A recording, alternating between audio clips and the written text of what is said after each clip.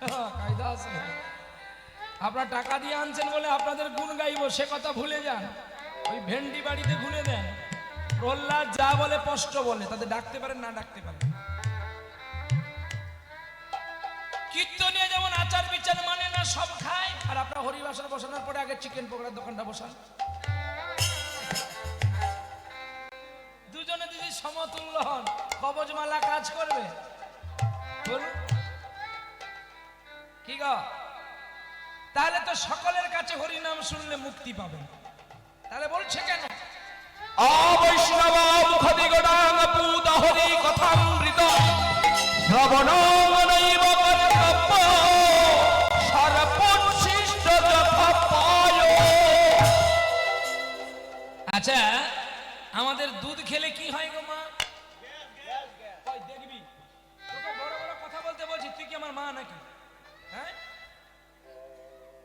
দুধ খেলে কি হয় মা? শরীরে শক্তি বাড়ে। সত্যি বলছেন? আবার দুধ খেলে কি হয়? অ্যাসিড হয়। বাহ। আচ্ছা, আমি গ্যাস অ্যাসিডের কথাটা ভুলে গেলাম। দুধ খেলে প্রোটিন হয়, এটা আমাকে জানতে হবে। দুধে বল বাড়ে। তাহলে ওই দুধে যদি কোনো সাপ মুখ দেয়, সেই দুধ যদি কেউ খায় কি হবে? শরীর তাজা হবে তো নাকি? হ্যাঁ, শরীর তাজা হবে। কোথায় গিয়ে না, জমালয়ে গিয়ে। তাহলে এখানে ব্যাখ্যা হলো, দুধ হলো হরি কথা, আর ওই দুধকে যিনি খেতে চাইবেন তাহলে তাকে আগে ভালো হতে হবে। সে সহ্য করতে পারবে কিনা দুধটা। আর না হলে সে যদি সাপ হয়, সে তো খাবে না। মুখ দেওয়া মাত্রকে এই বিষটা তো ওখানে চলে গেল। তাহলে ওই দুধ যদি কেউ খায়, তারাও কিন্তু মৃত্যু গ্রহণ করে। তাই আমাদের তেমনি জানতে হবে, অবৈষ্ণবের মুখে হরিকথা শোনাটাই অপরাধ। যদি মুচির ছেলে হরিনাম গায় তাও ভালো, সে যেন সাত্বিক হয়। এই জন্য বলছেন আহার সূচি করো। আহার সূচি হলে বচন সূচি হবে। তা নাহলে তুমি যত জ্ঞানী হও না কেন, তোমার বচনের কোনো দাম নেই। কি, একটা ছেলে চাকরি করে, সে তার বাবা মাকে খেতে দেয় না। এই গল্পটা জানেন আপনারা? জানেন কিটা বলুন দেখি? এই আপনি যদি জানেন তাহলে হ্যাঁ বলে দিয়ে আমাকে বলছেন কেন যে আমি বলুন? কি এখন আপনাদের গ্রামে হরিবাসন হচ্ছে, বলবো কি? কষ্ট পাবেন না তো? বেশ, ঠিক আছে। এখন ছেলেটা ব্যাংকে চাকরি করে। এখন ব্যাংকে চাকরি করতে করতে হঠাৎ করে মনে করলো ব্যাংকে একটা মেয়ে ছিল, সেই মেয়েটা ছেলেটাকে ভালোবাসলো। মেয়েটা থাকে ক্যাশ কাউন্টারে, আর ছেলে হচ্ছে ম্যানেজার। ছেলেটার মা আছে, বাবা নাই। তা এখন ছেলেটা যখন খেতে যায়, মেয়েটার সঙ্গে যায়। বলছি স্যার, এই মাছ ভাজাটা আপনি নেন, যেমন করে কথাবার্তা হয়। তা ছেলেটা একটু খুব গম্ভীর মেজাজে, তোমার খাবার তুমি খেয়ে নাও, তুমি আমাকে দিচ্ছ কেন?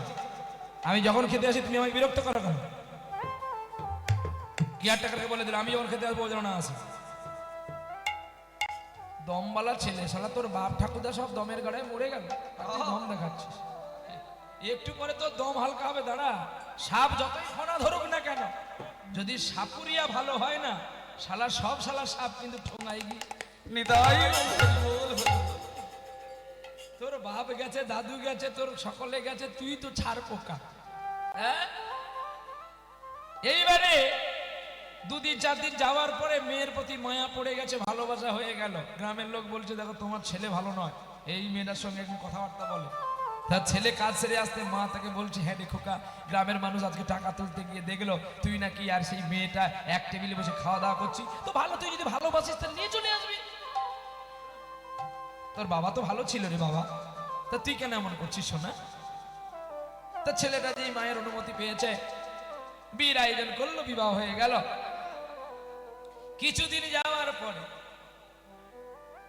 ছেলের স্ত্রী বলছে আমি তোমার মাকে আর খেতে দিতে পারবো না।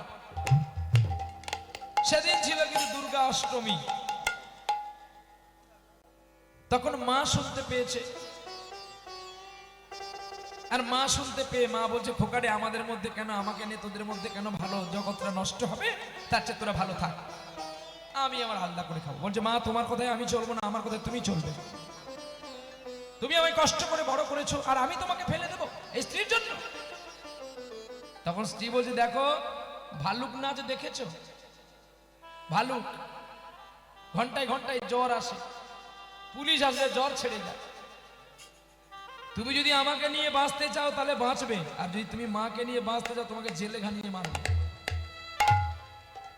তোমার চাকরি তো নেবো নেবো, আর তোমাকে জেলেই মারবে। স্ত্রীর ভয়ে ছেলেটা এখন বিপাকে পড়ে গেল। মাকে স্কুটিতে বসিয়ে বলছে, মা ঠাকুর দেখতে যাবো চল। আর যেই মাকে নিয়ে ঠাকুর দেখতে বেরিয়েছে, স্ত্রীর মনটা কেমন হবে? হ্যাঁ, এতটুকু যে ছিল আরো এত বড় হয়ে গেছে, রেগে একদম ফুলে গেছে। মাকে মেলায় ঠাকুর দেখিয়ে দেখিয়ে একটা ভালো ঘরে বলছে, মা এই ঘরটা আমি কিনেছি, এই ঘরে তুমি থাকবে, আমি এক্ষুনি তোমার নাতিকে আর তোমার বউবাকে এখানে আনছি। মাকে রেখে দিয়ে ছেলে গেল বাড়ি। ছেলে গিয়ে বলছে, কি গো এখনো তুমি বেরোনি, ঠাকুর দেখতে যাবে না? মাকে নিয়ে ঘোরো, আমাকে না নিয়ে। স্ত্রীকে তখন গিয়ে বলছে, দেখো বৃথা তুমি রাগ করছো, তুমি যার জন্য কথাটা বলছো আমাকে, আর কোনোদিন সে এসে তোমাকে যন্ত্রণা দেবে না। তার মানে আমি তোমার মাকে যন্ত্রণা দিতাম? আরে না, আমি আমার মার তোমায় কোনোদিন কষ্ট দেবে না গো। আমার মাকে আর তোমাকে রান্না করে দিতে হবে না, চলো আজকে দিনে রাগ নাগি না করে চলো। স্ত্রীকে আর পুত্রকে নিয়ে ঠাকুর দেখাতে গেলেন। ঠাকুর দেখিয়ে বাড়ি ফিরছে, হঠাৎ করে এই গ্রামে হরিনাম হবে বলে গ্রামের ছেলেগুলো ধরে ফেলেছে। বাবা বাবা দাঁড়াও দাঁড়াও দাঁড়াও। বলছি কি না, আমাদের দশমী থেকে তো হরিনাম বসছে, তুমি বাবা অনেক টাকা রোজগার করো, আমাদের দুটো কীর্তনের অর্থটা একটু দিলে আমরা খুব খুশি হই। রাধাপদ বাবু আসবে, প্রহ্লাদ বাবু আসবে, এদের তো খাই বড়, যদি তোমরা দুজনে মিলে একটু দিতে বাবা, আমরা খুব খুশি হতাম। বলছে, তোমার বৌমাকে বলো, আমি তো আমাকে না বলো, দেখো তুমি আমার লক্ষ্মী, তুমি যেটা করবে আমি সেটা মেনে নেব। এই দেখ রে, দেখ দেখ দেখ রে, কমিটি বলছে, দেখ এমন একটা লক্ষ্মী আমাদের গ্রামে আছে, ধন্য। এই বলেছে, বৌমার বুকটা আরো চওড়া হয়ে গেছে, ছিল ইটের রাস্তা ঢালাই রাস্তা হয়ে গেছে।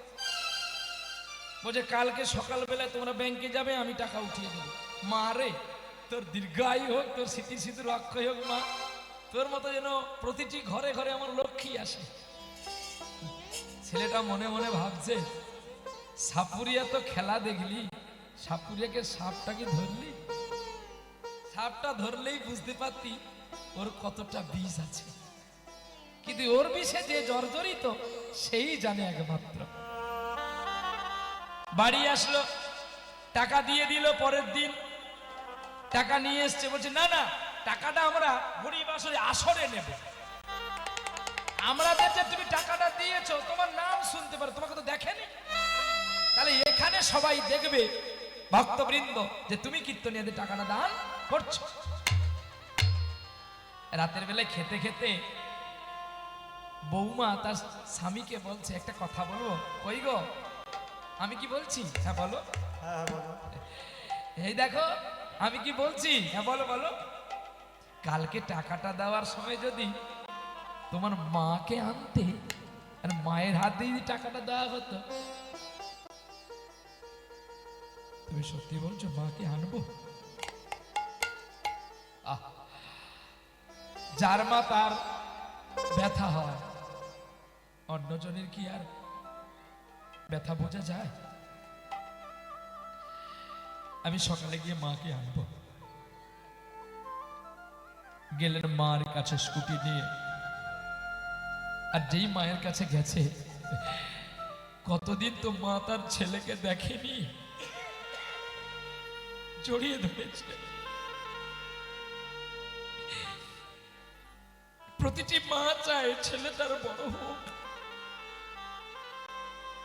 আর প্রতিটি ছেলে চায় তার মা তাড়াতাড়ি মরে যাক। ওরে খোকা, তোকে আমি কতদিন দেখিনি রে। আমাকে কেন এখানে রেখে গেছিস তুই একা? আমার নাতি, আমার বৌমা।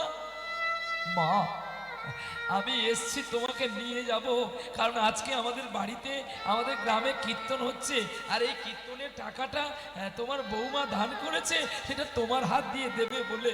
কত টাকা রে? 1 লক্ষ টাকা।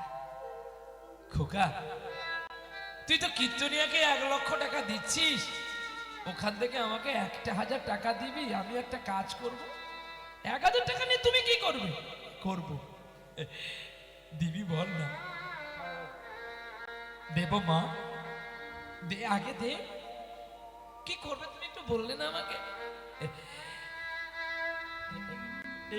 এইখানে আমি একটা পাখা লাগাবো। কেন মা? কেন পাখা লাগাবো জানিস খোকা? যখন তুই ছোট্ট ছিলিস, যখন তোর বাবা মারা গিয়েছিল, একটু গরম পড়লে তুই কাঁদতিস, তখন তো আমার কাছে কোনো পাখা ছিল না। আমি অঞ্চল দিয়ে তোকে হাওয়া দিতাম। একদিন তো তোকেও এই ঘরটায় আসতে হবে, হয়তো সেদিন আমি আর থাকবো না।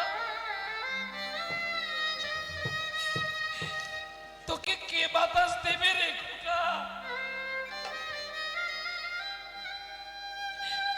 তাই আমি যদি একটা আজ পাখা লাগিয়ে দিয়ে যাই, তোকে আর সেদিন কারোর কাছে ভিক্ষা চাইতে হবে না, একটু বাতাসের জন্য।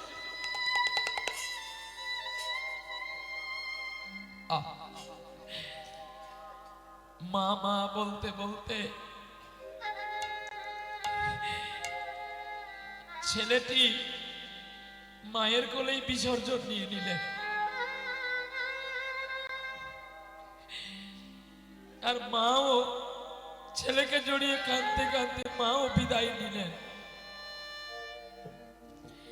এদিকে সারাটা দিন চলে গেছে বিলম্বের অবকাশ দেখে।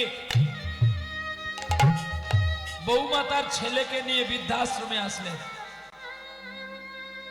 এসে যখন দেখে মা ছেলেকে জড়িয়ে আছে, ছেলে মাকে জড়িয়ে আছে, দুজনেরই আর প্রাণ নেই,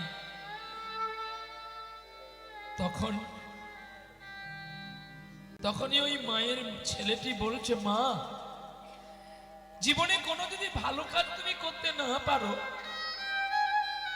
খারাপ কাজটা করো না। তুমি যে ভুলটা করলে গো মা, এখন কাঁদলে কি আর ভুলটা তোমার শুধরাবে? তোমার যন্ত্রণায়, তোমার কষ্টে আজ আমি আমার বাবাকে আর ঠামিকেই হারালাম। মা, তোমার কাছে যখন আমার বাবাও দামি নয়, আমি কি আর তোমার কাছে দামি? ছেলেটাই বাবা বাবা বলে জড়িয়ে ধরতে ধরতে ছেলেটাও বিরাম নিয়ে নিল, থাকলো একা মেয়েটা। কি হবে বলতে পারেন বিস্ময় আশয় নিয়ে? এই হলো সেই বৃদ্ধাশ্রম, আর এই হলো সেই মাতৃভক্তি। জীবনে বেশি টাকা সঞ্চয় করবেন না, ব্যাঙ্গালোরে কিন্তু রুম খোলা আছে, কিন্তু যদি দান ধ্যান করেন, মা বাবার সেবা করেন, এতে আপনাদের কোনো দুঃখ কষ্ট অসুখ বিসুখ ব্যাধির মন্দির হবে, তবে এত বড় হবে না। আপনার আনন্দে কৃষ্ণ নাম গাইতে গাইতে দেহ বিরাম করবে। নিতাই গৌর প্রেমানন্দে হরি বল হরি বল হরি বল। তাই বেঁচে থাকতে এক মুঠো ভাত দাওনি মায়ের মুখে, কেন মরলে নিমন্ত্রণ করে খাওয়াও পাড়ার লোকে। হ্যাঁ, এগুলো করবেন না। যতটুকু পারবেন ভিক্ষা করে এনে মাকে খাওয়াবেন, বাবাকে খাওয়াবেন। কে করেছিল? বাবা মায়ের কথা রাখছিলেন স্বয়ং পুরুষোত্তম ভগবান রামচন্দ্র। আজকে যার কথা আপনারা শুনতে আকাঙ্ক্ষিত হয়ে ছুটে এসেছেন, আগে নিজেরা পরিবর্তন করবেন, নিজেরা ভালো হয়ে থাকবেন, তবেই তো কৃষ্ণরাও শুনলে কাজ হবে। হ্যাঁ, মায়ের ঋণ কেউ পরিশোধ দিতে পারে না, আর বাবার কষ্টের দাম কেউ পরিশোধ দিতে পারে না। প্রেম সে বলো রাধা রানী কি। তাহলে সরল করিয়া মন, আমাদের মন সরল রাখতে হবে এবং ভক্তির বীজ বুনতে হবে। সরল মন যদি না থাকে আমরা গোবিন্দ পাবো না। তাহলে এই পত্রে গিয়েছিলেন দুজন ব্যক্তি, একজন নরহরি ঠাকুর, একজন বাসুদেব দাস ঘোষ। চলো